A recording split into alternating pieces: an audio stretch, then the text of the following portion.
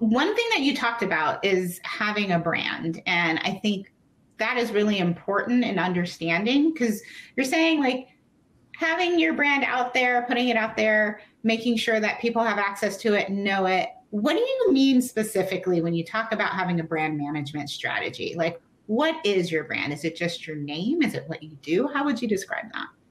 Great question, Dr. Ball. And I would say it's both. It's both what you do and your name. Your name obviously is going to be a brand, but also the type of field in which you're in, whether it's a certain specialty within therapy, or whichever it is that a clinician may offer.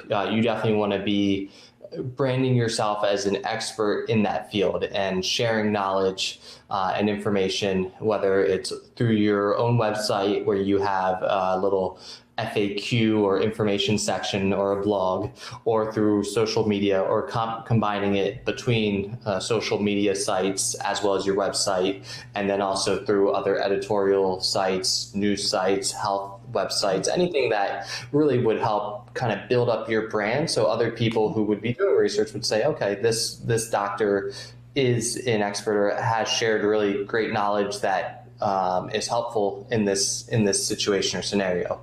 So combining all three, obviously, if you do even one of those right and well, then it'll help grow your business and be sustainable. But if you can do multiple things right between your website and news or editorial sites and social media, then that will only help further grow your brand and client base.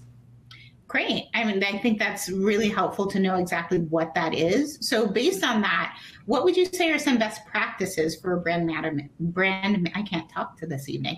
What are some best practices for brand management strategies? Sure. So one really important thing is to go through all the different social media sites and to make sure that you register your brand name. So you don't want somebody else registering your name on LinkedIn and Facebook and Twitter.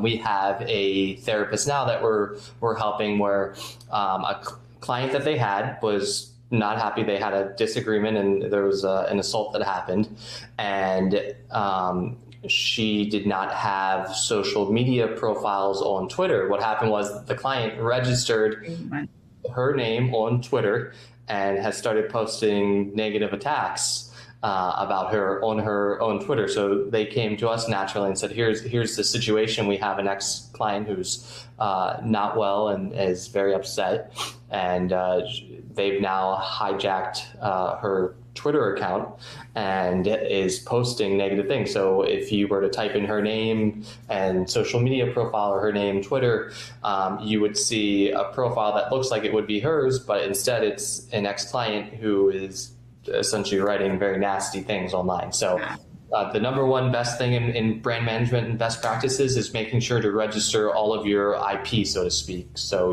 all your social media profiles with your name and your brand, because you don't want, whether it's an ex-partner, ex-client, or somebody else who's got a similar practice, to register the same name and not have you have the ability to do something about it.